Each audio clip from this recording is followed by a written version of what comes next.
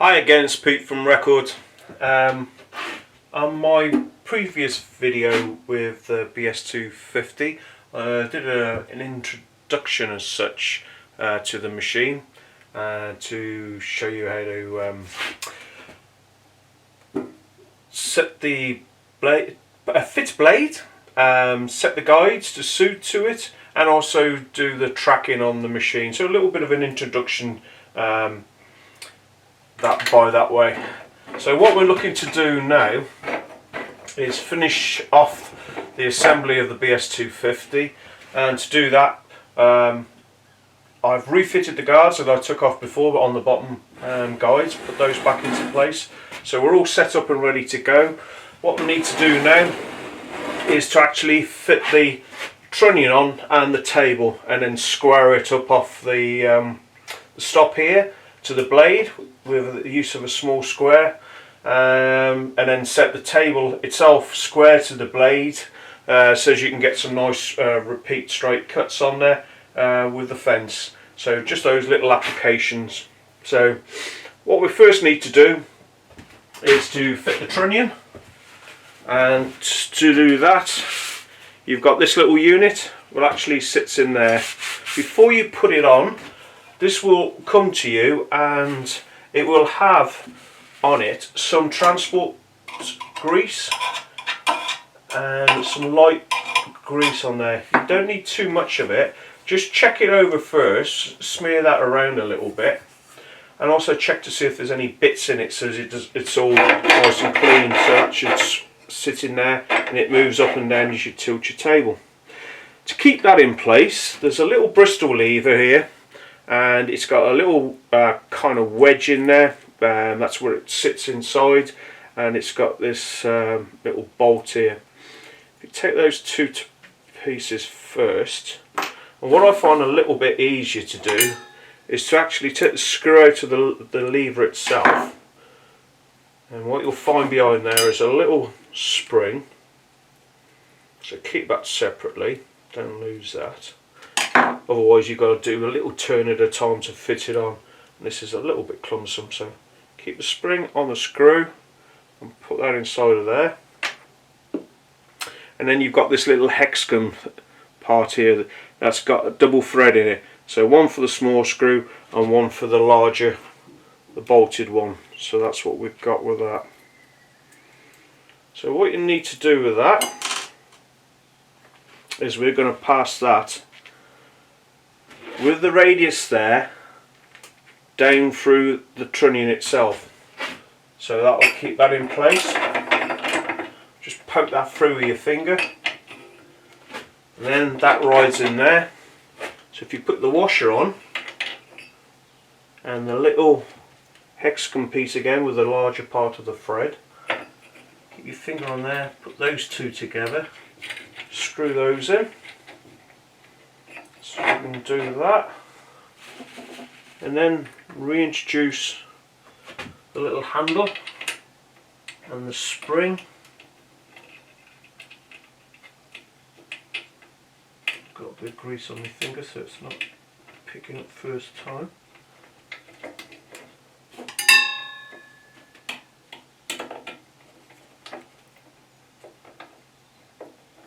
There you go. Just take that in till it stops. Don't need to do it very tight, and that's your Bristol lever then for locking your trunnion up in place. So just having that's a little bit easier to find it, to do it that way. It's a little less cumbersome. So right, then I'm going to introduce the table onto here. You've got two options here. It's a small table, it's an convenient height, so what I can do is with the slots already in the table, pass the table over the top. If you don't feel comfortable from that, take the blade off, detension it, put the table on. Well, what you're doing, you're going to rest on there, and we're going to rest on the stop, so it's not going to go anywhere, it's going to be quite secure. So basically I want that sort of kind of at the 0 point. I can lock that off, then I know it's going to rest on there. So before I put the table on, this comes well preserved. It's got a lot of oil and grease on there for transport. So because there's a cast table, you don't want it to be going tainted or whatever like that. So I've cleaned it off, but also then I'll put a little bit of microcrystalline wax over the table, just so it's all nice and smooth, and also so as I don't taint it with the grease in my skin, so I don't leave little witness marks all over it. So I've checked that out. It's clean underneath, and I've wiped everything off. Note also I've taken the table insert out. So what I could do now is just gently pass that over and sit that on there. So that's resting on the stop and it's resting on the bracket, so it's not really going to go there. And then in your bits and pieces you'll find some hexagon bolts, little 6mm hexagon bolts, and 4 little star washers as well. So they actually hold the table in situ. This is probably the figgliest bit now, is introducing those bolts on and just sliding the table over so they line up. Maybe poke a hole, screwdriver or something, just to find the first hole. Start you off. That's the first one in, so we're away. Just do it up finger tight for this time being. Same on the next one.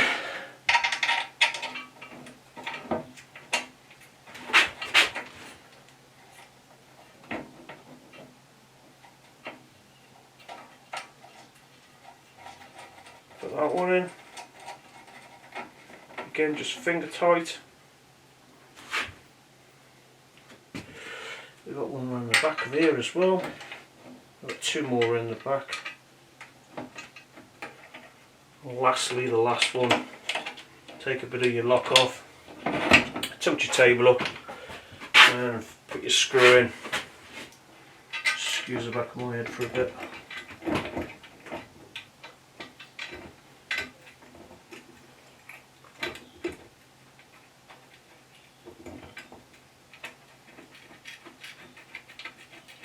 That's all 4 screws in.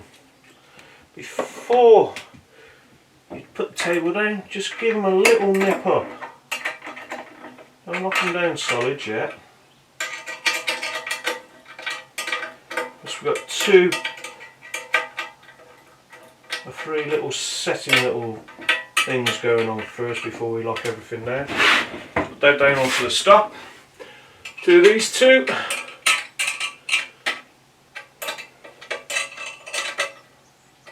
Pinch those down.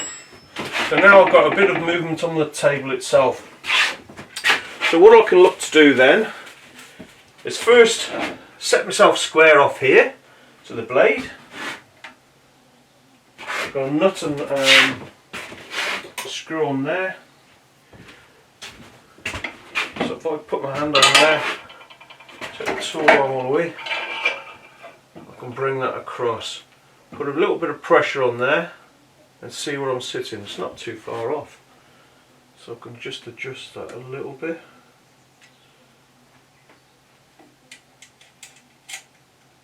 And just pinch the table off. Again, at the moment, don't lock that down solid. Right, we've got the first bits going. Turn the table around so you can get a better access to it.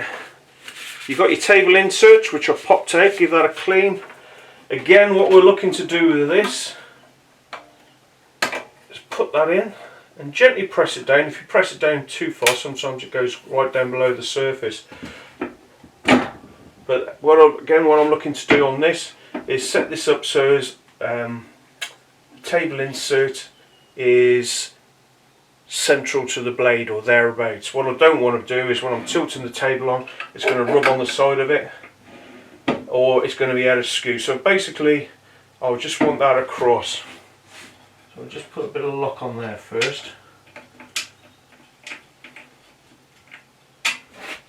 One thing I need is a nylon mallet.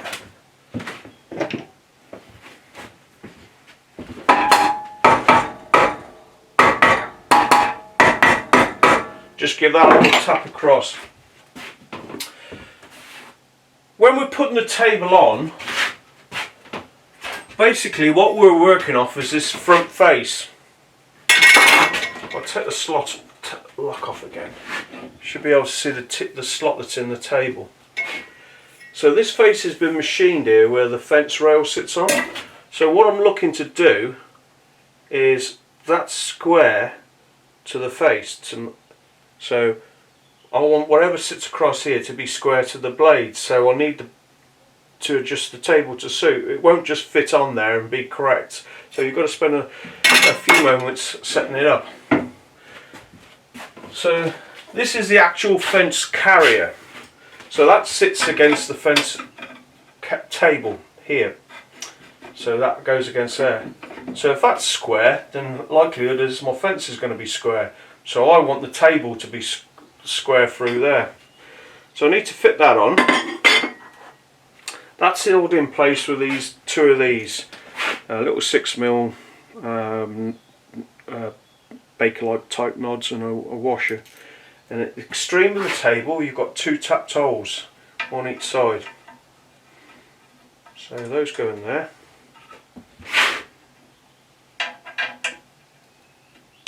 And that goes in there. Also you'll find a little locking knob again, a 6mm cap screw this time, and a washer. So that sits between the table, and that basically locks the table faces together so it confirms the faces. If you don't fit this, what could happen in variations of temperature or just general usage is that the table faces are not square. So what you'll get then is if you pass something straight across it, like this, you have a lip one way or the other. And that's what that's for. So it keeps those pinched up together.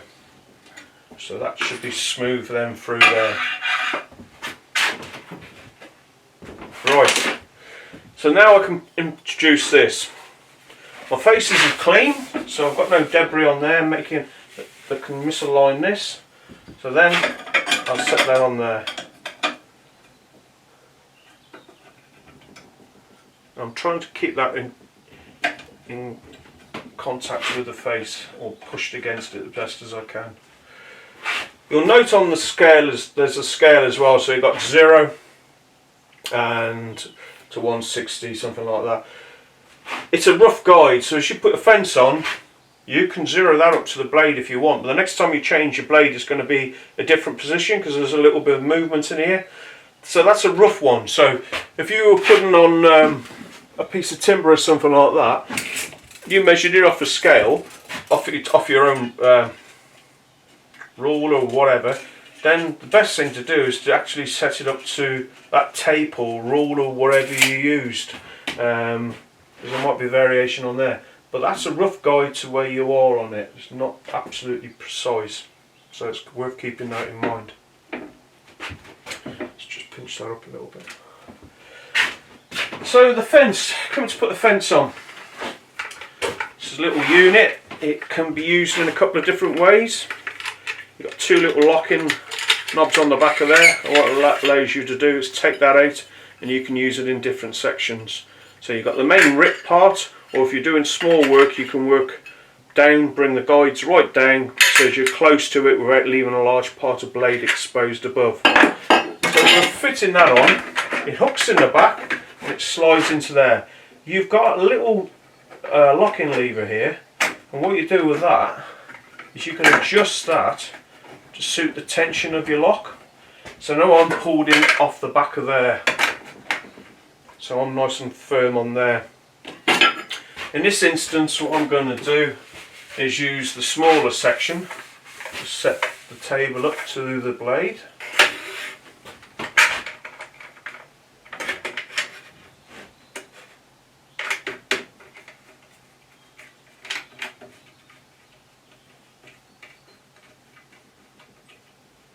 So that allows me now to move that across. I'm locking down off there, so in theory I should be square off there.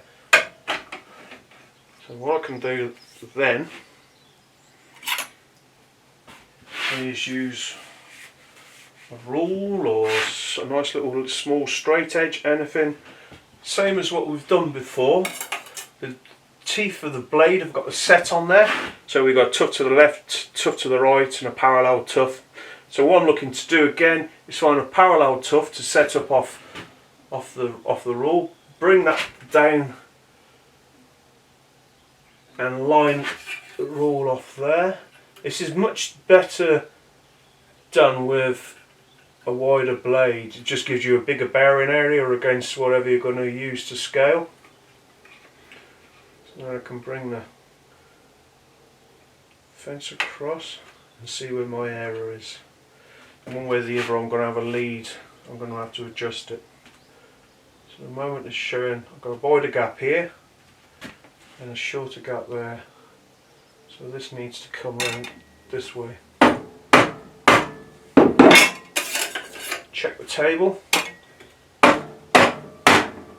Move that across a little bit more first. Get that about central.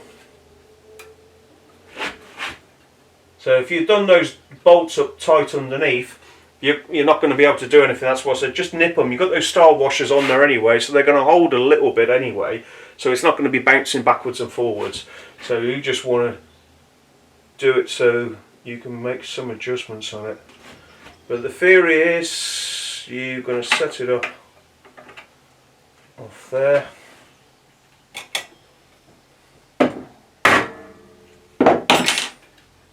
And this might take you a few minutes to do, but it doesn't really matter, just get it right. Take your time doing it. Also again, because you've got a band you put on here, check it in a couple of places first. Move the rule out of the way so you don't catch the teeth on it. Spin it around a couple of times. And check your position. Well, that's not bad at all. Just a little bit.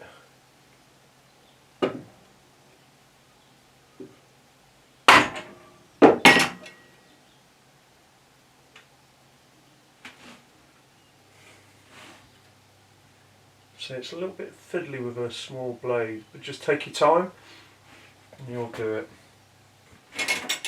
So all I can do there,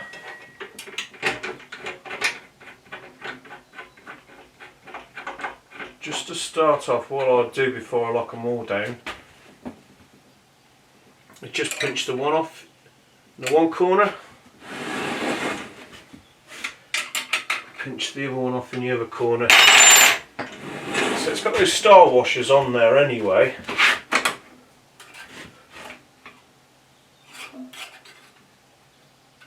It's worth checking a couple of times.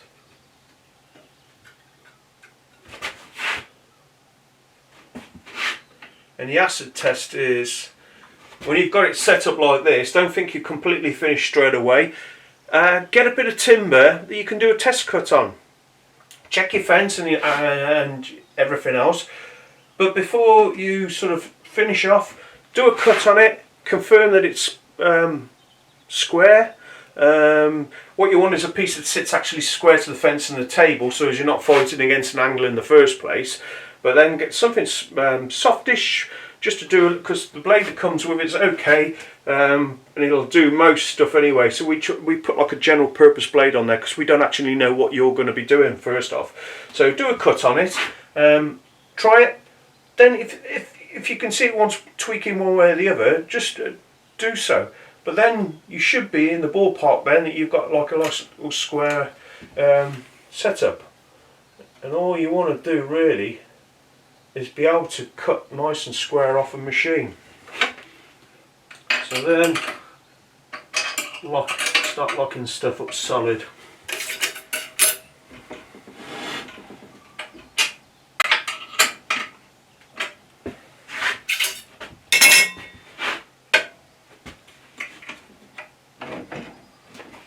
Lock this one up.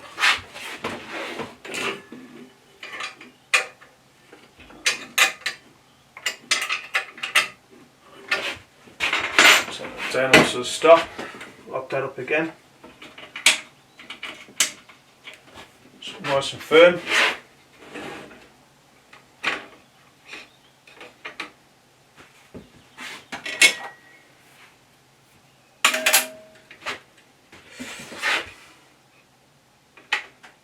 So by eye that doesn't look too bad now. But that's not doing a cut on it. So the last thing I want to check now, I'm happy with that, is to take that back off again and just reintroduce my square.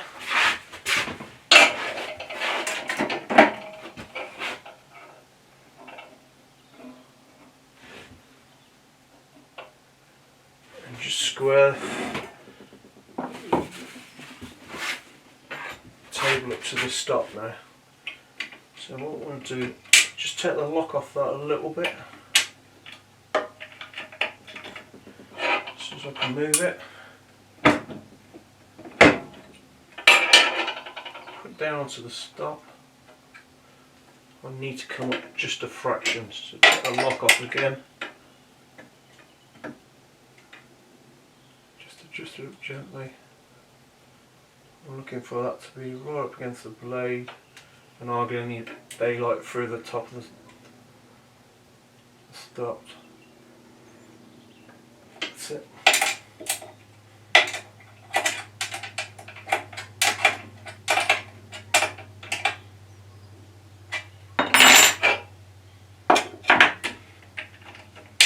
Just take the carrier off again.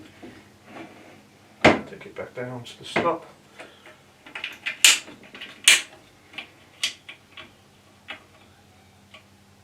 Him up. I'm okay through there. So that's his table set up now. It's nice and square, the fence is set up. The table insert is in the centre of there, so when I move the table, when I do some cuts, I'm not going to be rubbing on the one side of the insert to wear it away. So all I've got to do now is fit my other bits and pieces. So you will have in your kit a little dome screw like this and a nut, and that goes on the end of the machine, and that's to carry your push stick. That's the same on all of our bandsaws. Around about the top of the body here you'll find that. So that locates up there.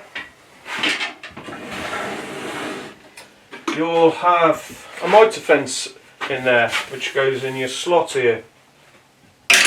Again, with a wider blade it's a lot easier to actually square this up.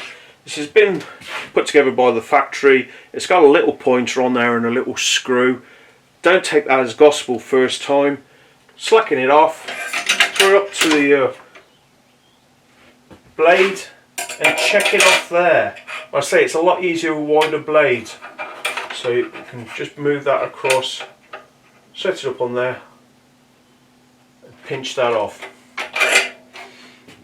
Do that each time you use it. I religiously do it each time, because if you got it set up wrong, it's going to produce those cuts for you anyway. Always, when you're changing fences over and reintroducing them, always keep them clean as well. So you've got no debris between the two faces, so that'll throw you out as well on your cuts. Again, this one with the small section on there, if you're doing small work down here, what you can do is just bring the tool arm right down and lock it off. You've just got the minimum exposed blade over your job. Like I did on the table, when I put the table on, I cleaned it off and I put a bit of microcrystalline on the table just so as things transfer across, so it takes that roughness out of the table. Maintenance wise on a bandsaw, just keep it clean. You've got the extraction port that we pointed out in the last video fitted on the back, so you can either put it straight to a 100mm 4-inch piece of ducting or piping and work a system out, or you can put in an adapter into there. Occasionally when you're changing your blade, taking everything off, give the machine a clean out inside. you've got a little tough brush or something like that, just clean the rack and everything else that's in there. Just get that debris out of it, hoover it out.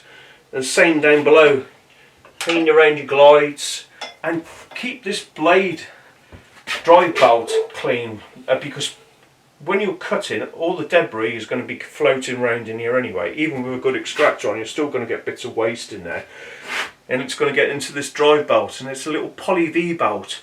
Keep it clean, because when you least expect it, it's going to go when you want to actually use the thing. It's even worthwhile, I think, I do on mine, is to keep a spare.